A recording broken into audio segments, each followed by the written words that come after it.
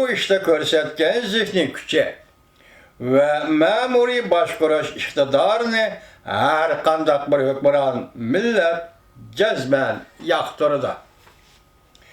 Qashqariyaga qartilgan istilo shuncha tez bo'lgan bo'lsa-mu, ammo istiloni tamomlashga bir necha yil ketadi.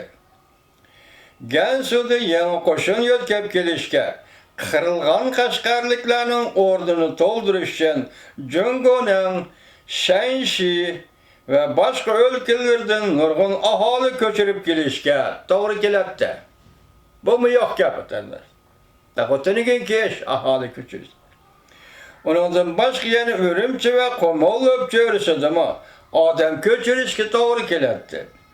Jungoliklar mushu askariy zapaslarni va Beijingdan imperiya qo'shinlarini yo'tkab kelgandan keyin o'zlarini vaziyatni butunlay tizginlagan xo'jayin hisoblay oladi.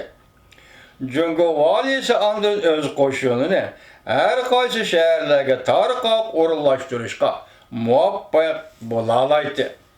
Bundan ilgari bo'lsa bir vaqa yuz berib qolsa taqobil turish uchun askariy kuchni faqat bir joyga to'plaganda 2-3 joyga markazlashtirib to'g'rilaydi.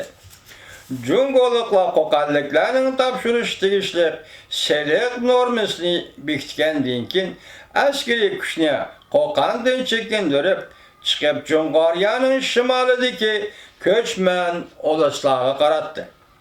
Ko'chman qirg'iz qabilasining har qaysi yuzlari orqa-orqadan ularga olpan topshirib qo'ysundi.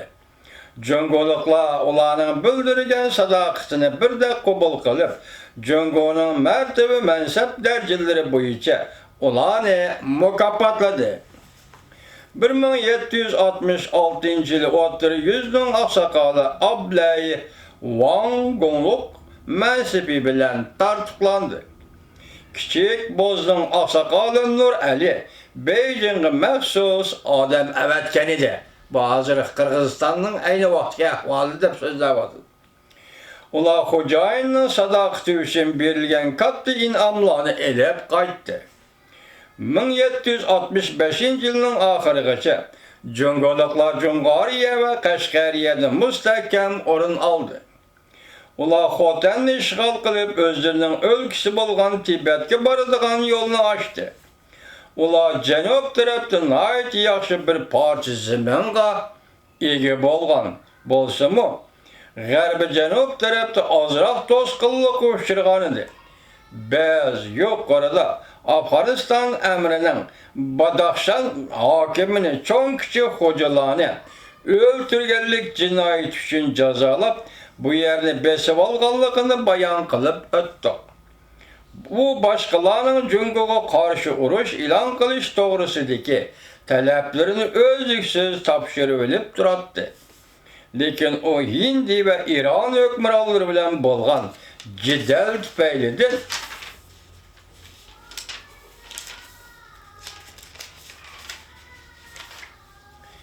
diniy ishtirokini muvofiq doirada chekladi.